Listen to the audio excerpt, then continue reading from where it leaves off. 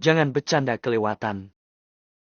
Nathan memandang istrinya yang tiduran di dalam kamar, dia tidak tega meninggalkannya seorang diri. Nathan bisa paham bagaimana perasaan sangat istri yang melihat bayinya Nala, sebab istrinya itu sudah sangat ingin hamil tapi sampai sekarang belum terwujud. Nathan memilih berbaring di samping ranjang, sembari mengelus kepala istrinya lembut. Suamiku, kamu kalau mau gabung sama Helmi tidak apa-apa. Sekedar ngopi atau ngemil. Tawa Zahrana tanpa membuka matanya. Tidak, aku mau menemanimu di sini saja. Apakah kamu masih merasa pusing? Bagaimana jika aku panggilkan dokter? Balas Nathan lembut. Tidak, aku hanya butuh tiduran saja. Mungkin karena aku kurang tidur. Jawab Zahrana. Kamu sih nonton drama sampai begadang, lain kali jangan maraton gitu tidak baik untuk kesehatan. Bujuk Nathan. Habisnya ceritanya seru sih, walau berakhir sangat menyedihkan sih. Ucap Zahrana tersenyum masam. Cerita tentang apa? Tanya Nata jadi kepo.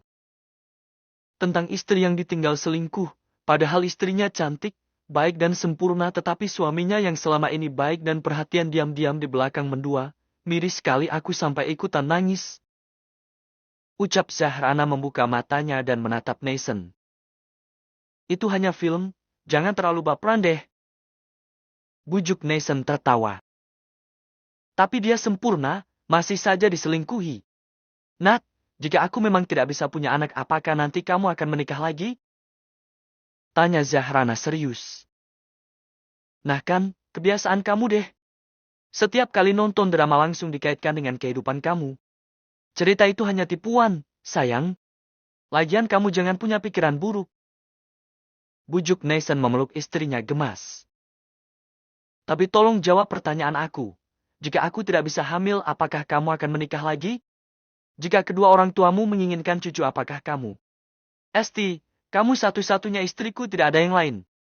Aku malas kalau bahas hal beginian, ujung-ujungnya kamu sendiri yang akan terluka dengan pikiran burukmu. Buruan tidur, kalau tidak aku panggilkan dokter saja deh. Serga Nathan. Di drama juga begini, suami sangat manis sekali untuk menutupi kebohongannya. Saat ditanya malah mengalihkan pembicaraan. Sela Zahrana. Mulai lagi deh, kan hampir setiap saat aku bersamamu. Kita bisa hanya ketika aku kerja saja, itu pun makan siang di kantor kita juga bersama. Jadi kalau aku selingkuh itu kapan waktunya? Heh? Balas Nathan.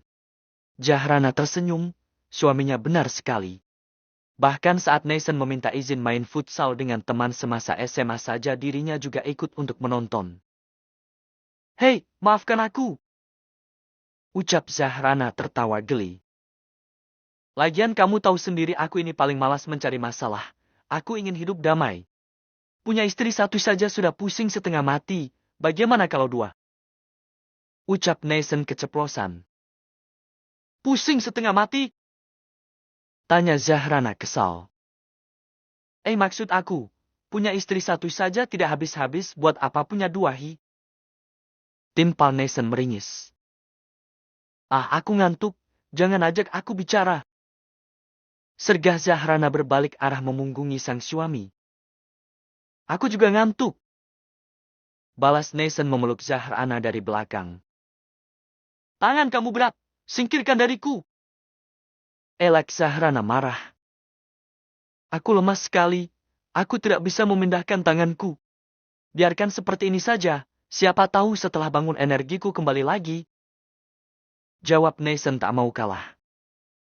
Dasar licik. Gumam Zahrana. Istriku cantik. Bisik Nathan. Zahrana langsung tersenyum. Godaan kecil dari suaminya saja sudah berhasil membuatnya meleleh. Helmi sudah memesankan makanan untuk Ayunda dan calon ibu mertuanya, biar ketika mereka datang tidak perlu menunggu lama lagi. Tiba-tiba Ayunda datang, dari kejauhan sudah tampak menarik dan cantik. Padahal memakai pakaian muslimah dan cadar tetapi aura kecantikannya terpancar mempesona. Mata dan hatinya benar-benar sudah tertutup oleh di gadis kecil itu. Helmi segera menyambut calon istrinya dengan senyuman termanisnya.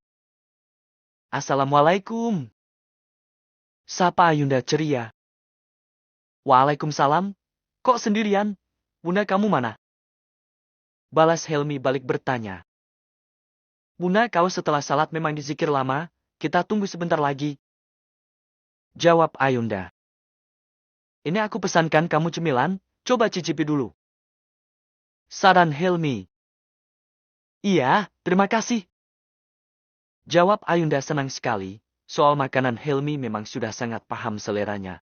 Tiba-tiba saja ponsel Ayunda berbunyi, saat melihat daftar nama yang melakukan panggilan Ayunda takut untuk mengangkat. Angkat saja. Ucap Helmi tanpa tahu siapa yang telepon. Ya. Jawab Ayunda. Assalamualaikum. Waalaikumsalam, ada apa Kak Yusuf? Blah, blah. Helmi tertegun. Dia mengira yang menelpon adalah Caca, rupanya adalah rivalnya. Pantas saja tadi saat ada telepon Ayunda nampak ragu untuk mengangkat, menyesal dirinya menyuruh Ayunda menjawabnya. Padahal Ayunda dan Yusuf hanya mengobrol biasa saja, tetapi Helmi merasa sangat cemburu. Apalagi saat Ayunda cerita mengenai kelahiran kakak iparnya, Yusuf langsung bilang mau pulang ke Indonesia.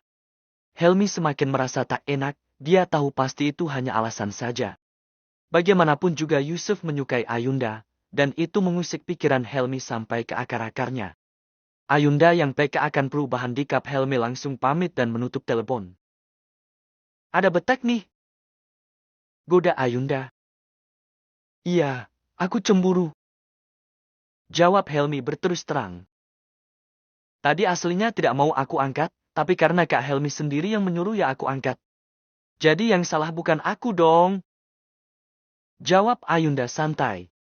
Helmi meringis, pernah menyandang raja playboy dan kini dipermainkan oleh gadis kecil yang masih ingusan. Yusuf mau pulang ya? Untuk apa kan baru sebentar di Mesir? Tanya Helmi memastikan. Seminggu lagi, katanya mau menengok bayinya Kak Nala. Jawab Ayunda jujur apa adanya. Oh. Gumam Helmi jadi tidak nafsu makan. Entah kenapa perasaan Helmi sesak dan takut. Kak Helmi kenapa jadi lemas gitu? Tanya Ayunda menahan tawa. Ayunda, kamu jangan meledek aku. Aku sedang cemburu tahu. Ucap Helmi serius. Astagfirullah, apa yang perlu dicemburui? Tawa Ayunda. Kalau Yusuf datang untuk merebut kamu bagaimana? Pokoknya aku tidak mau nanti kamu berpindah hati padanya. Janji jangan pernah meninggalkan aku ya. Pinta Helmi was-was. Memangnya aku ini sebuah benda mati yang bisa diambil orang sesuka hati? Sindir Ayunda. Ya bukan begitu, aku begini karena terlalu cinta padamu. Aku takut kehilangan kamu. Aku bisa gila nanti. Bujuk Helmi. Makanya sambil menunggu bunda ceritakan dong, kenakalan apa saja kakak di masa lalu? Tapi tidak boleh ada yang ditutupi, aku hanya penasaran saja. Pinta Ayunda sangat kepo. Baiklah, aku dulu memang nakal. Jarang masuk sekolah tapi malah bolos bermain balap liar. Mabuk-mabukan, suka ke klub, ya. Playboy. Tapi aku syukurnya aku tidak pakai narkoba dan yang paling penting aku masih perjaka. Jawab Helmi sedikit menurunkan nada suaranya di akhir kalimat. Sontak saja Ayunda tertegun, justru dialah yang merasa sangat malu. Helmi menyadarinya, jadi semakin ingin menggoda Ayunda. Ayunda, kira-kira nanti kapan kamu akan merenggut keperjakaanku? Bisik Helmi. Ih, kakak ini! Pekik Ayunda kaget dan kesal. Aku hanya bercanda, tak perlu jadi beban pikiran. Aku tidak akan memaksa kamu. Kan aku sudah janji. Tapi apa? Tanya Ayunda penasaran.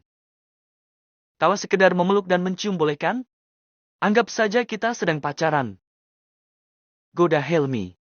Ayunda langsung berdebar-debar, sebab dari sekian lelaki baru Helmi yang berani menggoda sampai tahap itu. Boleh, tapi nanti setelah menikah. Sepertinya kalian berdua harus segera dinikahkan. Timpal Indria yang baru datang. Bak kepiting digoreng, wajah Helmi dan Ayunda langsung memerah. Sangat memalukan sampai rasanya ingin bersembunyi di kolong meja makan.